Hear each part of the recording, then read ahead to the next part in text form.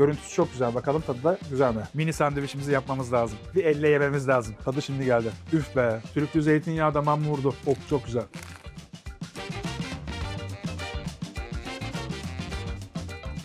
Beşiktaş sandviççiler mekanı olmuş kardeşim. Ben ne yapayım? Çok güzel. Tam bir İtalya esintisi. Vallahi bravo. Kendi yaptıkları bir sos var. Uyum sağlamış bence. Çok güzel olmuş.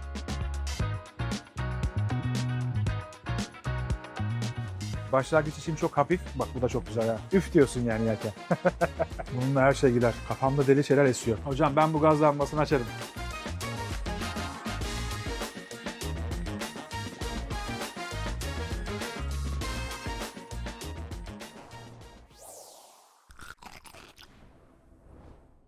Yaklaşık 200 bin izlenen Anadolu yakası sandviç rehberinden sonra şimdi de sıra Avrupa yakası sandviç rehberinde. Çok fazla tavsiye geldi sizlerden. Onlar arasından böyle süzgeçten geçirip birkaç tanesini seçip bu videoyu yapmak gerçekten zor oldu benim için. Çünkü baktım ki çok fazla sandviççi açılmış. Bugünkü konseptimiz belli. Lezzetli olan, ekmeğini kendi yapan, malzemelerine özenen, gerçekten kendi soslarıyla sandviçi lezzetlendiren işletmelere gitmiş olacağız. Son zamanlarda birkaç tanesi çok popüler oldu. Onları da bu videoda görebileceksiniz. Özellikle bana İstanbul'un farklı semtlerinde sandviççi tavsiye ederseniz çok mutlu olurum.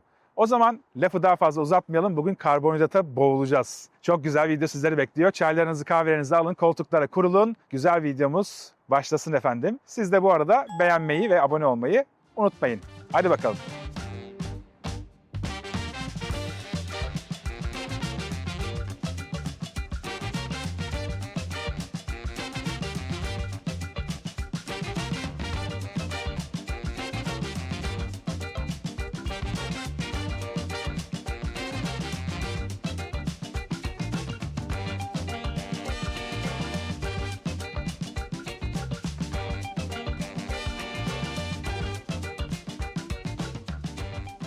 Günün ilk durağı için Supper Bakery'e geldik. Burası Beşiktaş'ta yer alıyor. Aslında Supper bildiğiniz gibi normalde Teşvikiye'de var. Burayı da yaklaşık olarak böyle Mart-Nisan gibi açmışlar 2025 yılında. Dolayısıyla böyle tam daha bir senesi dolmadı ama çok güzel bakery ürünleri var. Hem ekmek yapıyorlar hem bütün hamur işi, her şey burada yapılıyor. Dolayısıyla çok güzel kokular var burada. Hamur işini çok iyi yaptıkları için ekmek arası çok güzel kahvaltıları var. Birazcık dağılabileceği için ben elde yemeği aslında tercih ederdim ama bugün karşınızda biraz çatal bıçakla yemiş olacağım. Kahvaltıyı böyle başlatacağım. Siz geldiğinizde dilerseniz bunu direkt elle yiyebilirsiniz. Bu tabakta görmüş olduğunuz bütün malzemeleri focaccia arasına da hazırlıyorlar. Özellikle belirtmiş olayım. Geldiğiniz zaman tercih edebiliyorsunuz. Şimdi önümde bir tane buranın özel tabaklarından biri var. Ekmek ekşi maya, zeytinli ve zahterli. Güne göre bu ekmeği kullanıyorlar. Güne göre de bazen sade ekşi mayalı olarak kullanıyorlarmış. Tabanına en alta çok güzel bir labnesini sürüyorlar. Üzerine rokası, ardından domates, avokado ve fesleğenle beraber çok güzel bir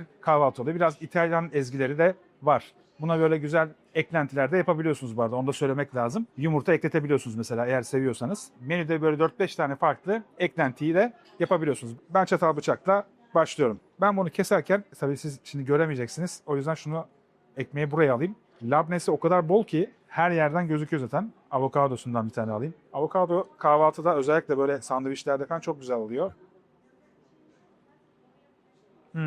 Labnesi çok güzel. Baya böyle süt süt geliyor. Üzerinde bir de söylemeyi unuttuğum bir sos var. Zeytinyağı, bal, hardal ve aynı zamanda böyle asidik, biraz da limon dokunuşu olan kendi yaptıkları bir sos var. Uyum sağlamış bence, çok güzel olmuş. O sosla beraber birazcık daha damakta daha da devam ettiriyor freshliği.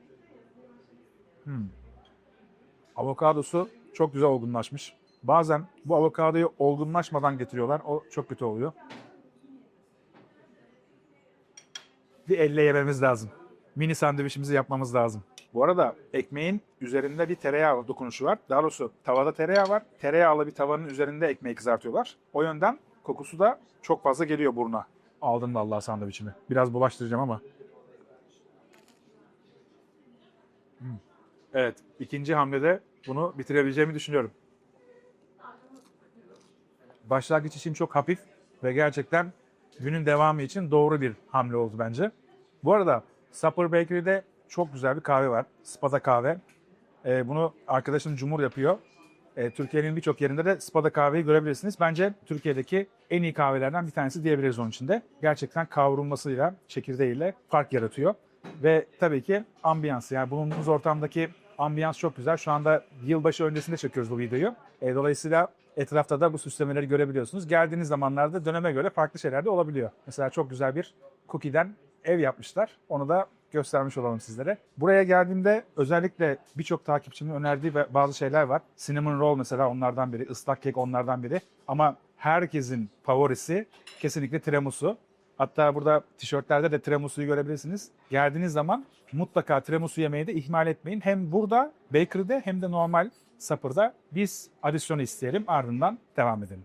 Adisyonumuz geldi. Avokadolu, rokalı, domatesli, labneli sandviçimiz 380 lira. Filtre kahvemiz de 165 lira. Toplamda 545 lirayla buradan yolcuyuz. İkinci durakta görüşürüz. Hadi ucundan alayım, tamam.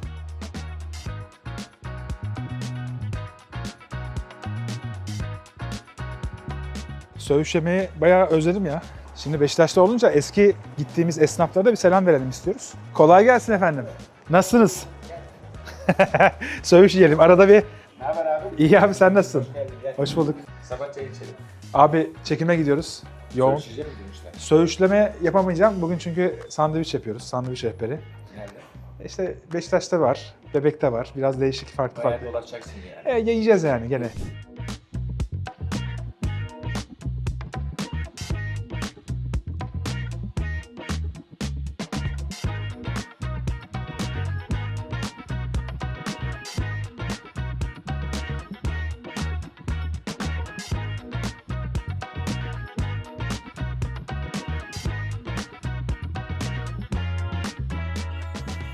Beşiktaş Çarşı'daki Üf'e geldik. Üf sandviç ismi gibi gerçekten üf yani. Çok güzel, menüde 5 tane sandviç yapıyorlar. Ben en çok tercih edilenlerden bir tanesi olan Gut'u seçtim. Ama farklı sandviçler de var. Anlatacağım ama öncesinde istiyorsanız bir tadına bakayım. İçinde ne olduğunu da yedikten sonra anlatmış olayım. Çok güzel gözüküyor. Kat kat bütün malzemeleri görüyor olmak da güzel bir şey bence. En azından ne yiyeceğini ve nasıl doyurucu olduğunu bu şekilde görmüş oluyorsun. Bir tadına bakarak başlayalım.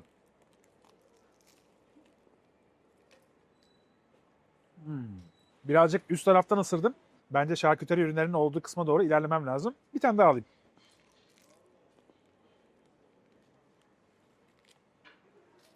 Tadı şimdi geldi. Üf be. Good adından da anlaşılacağı üzere içinde 2 farklı et barındırıyor. Sade mayonez var. Mayonezi de kendileri yapıyorlar. Turunculukları görüyorsunuz. Kuru domates ezmesi var içinde. Alt tarafta çubuk Ankara turşu, dana mortadella salam, dana füme kaburga, Gouda peyniri, göbek marul. En son üzerine de pangrattato koyuyorlar. Zeytinyağında beraber çevrilmiş böyle sarımsaklı kıtır bir ekmek diyebiliriz. Tam böyle ufalanmamış çok fazla ama ekmek kırıntılarının tadını alıyorsunuz. Gayet o da lezzeti farklı yere taşımış. Gördüğüm kadarıyla bak yarısı burada, bayağı ağır bir sandviç. Bunda 80 gramlık bir et ürünü var. Eğer ki daha fazla isterseniz de 120 gramlık olan daha büyük bir versiyonu da yaptırabiliyorsunuz. O bence çok güzel. Ankara çubuk turşu biraz asidite sağlamış. O gayet güzel geliyor. Dana füme kaburganın yağlılığı gayet güzel. Tadını çok güzel veriyor bu arada. Slicer'ı da taze olarak kesiyorlar. Aynı şekilde peynirleri de taze olarak kesiyorlar. Taze kesmeler de güzel bir şey bence. Mert Şef var bu arada mutfakta. Kendisi Kanada'da eğitim görmüş, mutfak eğitimini. Ardından Türkiye'ye döndükten sonra farklı restoranlarda şeflik yapmış. En sonunda da Üf Sandviç'in şefi olarak burada başlamış. Ama bir de tabii ki danışman bir şef var, Bora Şef. O da Londra'da şu anda çalışıyormuş. Buraya danışmanlık vermiş. Yani sandviçin içindeki malzemelerin bir araya gelmesi Bora Şef'in danışmanlığında oluyor.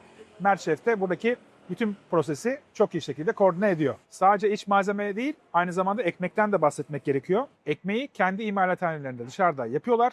Donuk olarak buraya geliyor. Burada taze pişiyor. Taze piştikten sonra fırından hemen çıkartmıyorlar ekmekleri. Sipariş anında içerideki sıcaklığıyla duran ekmeği alıp ardından sandviç hazırlıyorlar. Dolayısıyla yediğiniz zaman biraz daha böyle tazeliği hissediyorsunuz. Sandviçin ekmeği semolina'dan yapılıyor, panini tarzında. Yani irmikten yapılmış oluyor. İlginç bir konseptleri var ve kendi dokunuşları var bence. O yönden güzel. Yani dışarıdan standart bir baget ekmeği yapmıyorlar. Evet, baget ekmekler de güzel oluyor bence. Ama burada kendi tarzlarını yaratmış olmaları gayet güzel. Zaten marka olarak da tarzlarını yansıttıklarını düşünüyorum. Üf, hepimizin söylediği, hani bir şeyi beğendiğimiz zaman gerçekten beğeniriz ya. Üf, çok güzelmiş diye. Hakikaten sandviçler de bunu söylemeyi hak ediyor.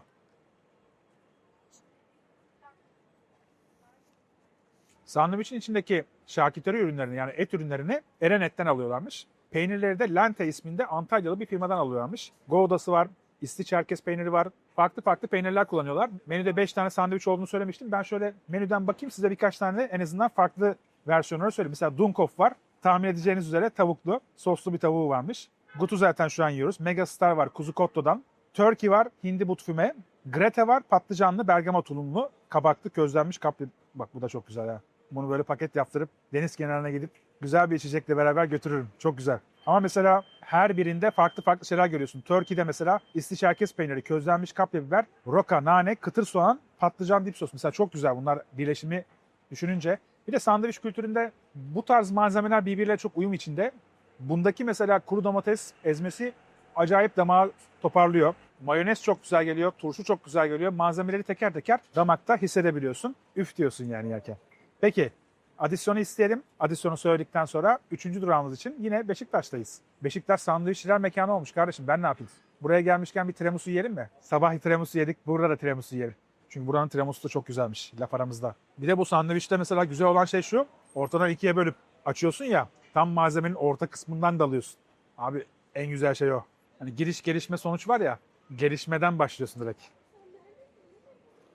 Adisyonumuz geldi. Good normal sandviçimiz 80 gram et var içinde, 520 lira. Eğer ki 120 gramlık versiyonu isterseniz de 670 lira. Tiramisumuz geldi. Onun tadına bakacağız. Onun da fiyatı 290 liraymış. Ben şimdi bu meşhur tiramisu'nun tadına bakıyorum. Hop. Oo, kahvesi çok güzel geldi. Bak, bunu beğendim. Gelmişken tiramisu da alın. 3. durakta yine Beşiktaş'ta görüşürüz efendim. Üf.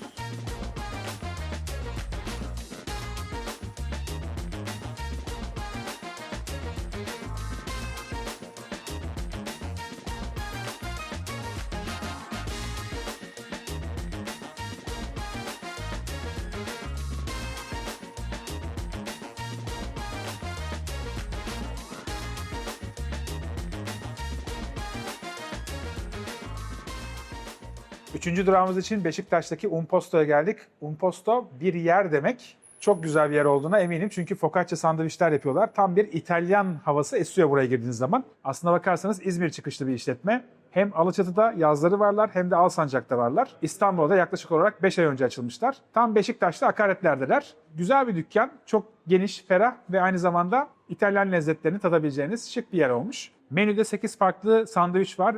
Hiç değişmeyen Uno ve Quattro. Quattro birazcık daha acılı. İçinde jalapeno biberi var. Uno'yu tercih ettim çünkü biraz daha böyle İtalya'ya bizi ışınlayan tarzda bir sandviç. Focaccia bittikçe hazırlanıyor. Dolayısıyla taze bir ekmek yiyorsunuz. Tezgahta çok fazla bekletmiyorlar. Yani bittikçe her zaman fırından yenisi gelmiş oluyor. 1 ile 1,5 gün arasında bir mayalama süreci var. Bayağı akışkan bir hamur, bol zeytinyağlı. Hazırlarken hatta tepsiye dizerken de onu oldukça böyle akışkan olduğunu görebiliyorsunuz. Fırında pişerken az önce gördüm. Üzeri böyle fokur fokur oynuyordu. Gerçekten çok güzeldi. İnsanın canı çekiyor. Kapağı açtıklarında da olağanüstü bir koku etrafı sarıyor. Yani burada her saniye çok güzel kokular geliyor. Önümdeki Uno'da en karakteristik imza biberli roast beef.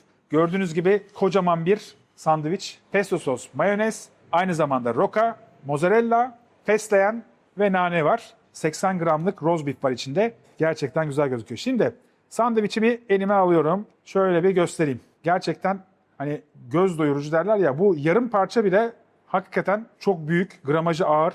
Üst kısmı böyle birazcık sertleşmiş. Aynı böyle Floransa'da yemiş olduğum focaccia sandviçler gibi. Altı bayağı bir zeytinyağlı. Sadece zeytinyağı kullanıyorlar bu arada hamurda. Hamurun içinde un, su, tuz, ekşi maya var ve bol zeytinyağı var tabii ki. 2 tane undan karışım olarak yapıyorlar. Görüntüsü çok güzel. Bakalım tadı da güzel mi? Vallahi bravo. Pesto çünkü vurdu. Damağa vurdu şu anda. Tam bir İtalya esintisi. Bir daha tadıyorum. Belki focaccia birazcık daha tuzlu olabilirdi. Tuz oranı az. Sandviçin genel olarak tarzı biraz daha böyle pestoyu ve mozzarella'yı ön plana çıkartmak üzerine. Ama ürün çok güzel. Yani o kadar taze ki insan birazcık daha hoşuna gidiyor. Daha da yemek istiyor. Bu bir de çok doyurucu bir sandviç. Yani şimdi hem normale ismindeki normal bir boyutta sandviç var hem de grande dedikleri daha büyük olan bir sandviçleri var. Hamur çok iyi ve arasında her şey gider bunun. 8 tane sandviç varmış. Bundan sonraki geleceğim zamanlarda diğer sandviçlerini denemek istiyorum. Şimdi bununla mesela acılı bir şey daha iyi gidebilir. Quattro o yüzden menüde en çok tercih edilenlerden biriymiş. Bana biraz tuzu az geldi ama bu kesinlikle yani çok ideal bir sandviç. Güzel. Alt tabanı birazcık yağlı. Tabii ki zeytinyağı aşağıya doğru çöküyor biraz da. Ama gözenekli ve aynı zamanda tadı focaccia'nın çok güzel geliyor. Bol zeytinyağlı geliyor. Tam böyle İtalya'ya ışınlanmak isteyenler için çok ideal bir sandviç. Bununla her şey gider. Buna şu anda böyle var ya, kafamda deli şeyler esiyor. Ne mezeler koyulur. Bu arada bütün sandviç soslarını, pesto sosu hepsini kendileri yapıyorlar. O yönden de çok güzel. Yani dışarıdan aldıkları çok az ürün var. Ekmek en önemli ana malzeme. Onu da burada sürekli taze yapmaları çok güzel. Ben beğendim. Normalde mesela bu sandviç ekmeğini, daha doğrusu focaccia ekmeği bazı yerler İtalya'da fırınlıyor, bazıları fırınlamıyor. Açık ve net söyleyeceğim. Floransa'da fırınlanmamış olan focaccia ekmeklerden daha lezzetli bir focaccia bu. Yeni açılan bir yer ama çok meşhur oldu son zamanlarda. Birçok kişi paylaşıyor ama bence hak ediyor. Bu tarzda focaccia sandviçler içinde iyi sıralarda yer alır. İlk 3'e girer. Güzel sandviçte ben şöyle menüden birkaç tane daha ürün söyleyeyim size. Benim yediğim uno'ydu. Due var. Due füme antrikot, Kars kaşarı, köz patlıcan. Mesela bak bu da güzel olur. Tre var. Fermente sucuk, tulum peyniri, kimyonlu mayonez, rakula. Oo bayağı güzel.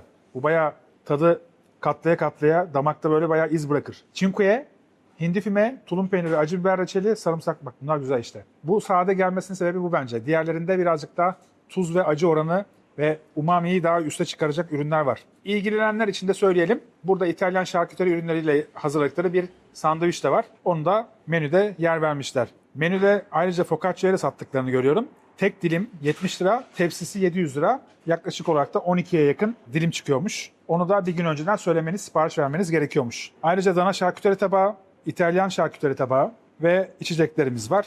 Gayet menüsü güzel. 8 tane sandviçle buradalar. Adisyonu da söyleyelim. Benim yediğim Uno Grande'si içinde 80 gram et var. 590 lira. Normallerin içinde 50 gram var. 395 lira. Bence gayet güzel. Çok lezzetli bir sandviç. Şimdi birazcık daha Beşiktaş'ın sınırlarının dışına çıkalım. Bebeğe doğru gidelim. Bebek'te tarz olarak biraz daha farklı bir sandviç göstermiş olacağım sizlere. Orada Bebek Parkı'nda bir yürüyüş yaparız. Ondan sonra görüşürüz. Biraz eritmem lazım, yürümem lazım.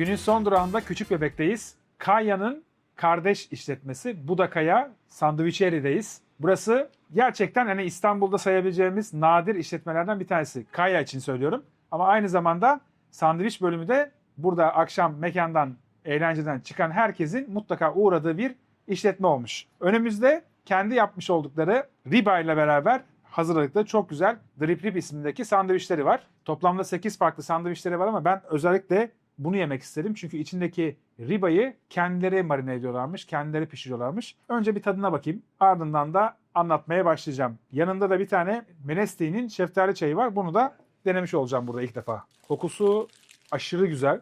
Biraz da ısıtılıyor bu sandviç. Çok güzel gözüküyor ekmeği.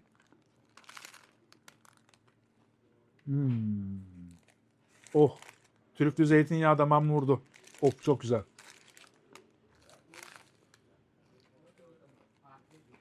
Şöyle bir ürünümüz var.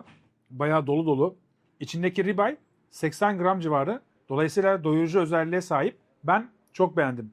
Bir daha ısıracağım.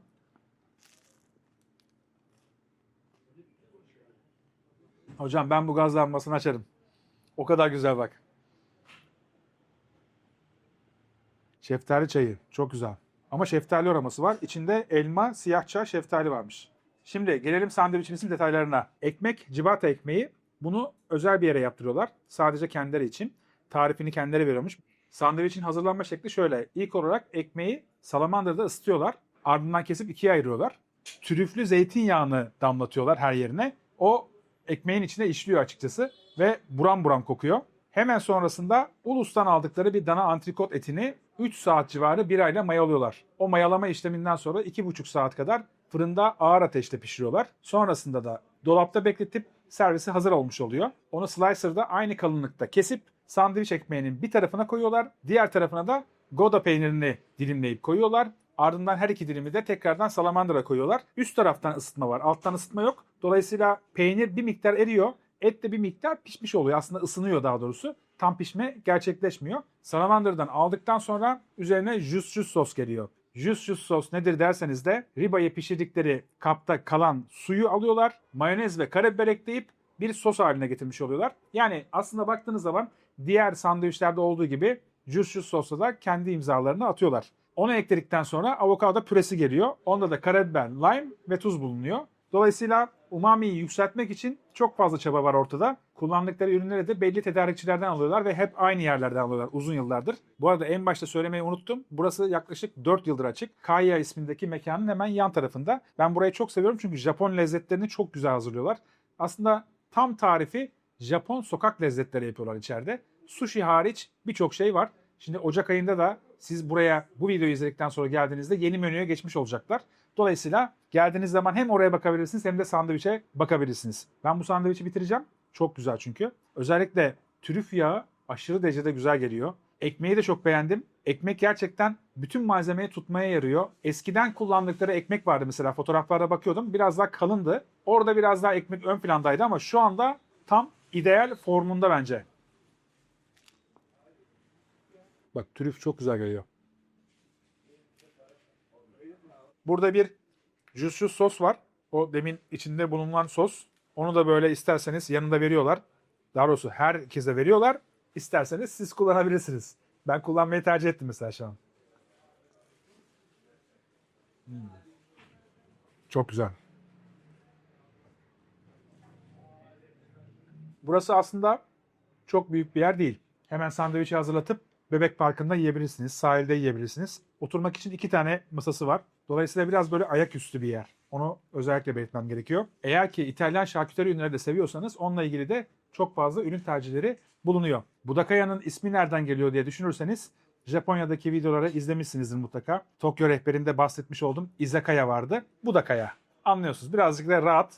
Yani o kaya kelimesi eklendiği zaman biraz daha rahatlık üzerine. Kendimize sandviç dükkanı açtık diyorlar. Çok güzel şekilde sandviçler yapıyorlar. Ama mutlaka bir dokunuş var. Yani standart bir sandviç değil. Adisyonu isteyelim. Ardından kapanışı yapmak için tekrardan bir yere geleceğiz. Adisyonumuz geldi. Drip Rip 700 lira. Şeftali çayı da 140 lira. Toplamda 840 lira burası. Çok lezzetli. Gerçekten fazlasıyla doyurucu bir sandviç. Yaklaşık olarak 80 gram içinde et olduğunu ve özel yapım olduğunu da belirtmem gerekiyor. Çok güzel bir videonun daha sonuna geldik. Bugün İstanbul Avrupa yakasında 4 farklı sandviççiyi gezmiş olduk. Aslına bakarsanız hepsi birbirinden farklıydı. Daha da fazlası var biliyorum. Avrupa yakasında çok güzel sandviççiler var. Zamanla gezeceğiz onları da. O yüzden tavsiyelerinizi mutlaka aşağıya bekliyorum. Videoyu beğenirseniz ve kanala abone olursanız da çok mutlu olurum. Önümüzdeki hafta Perşembe saat 19'da burada görüşürüz. Hoşça kalın efendim.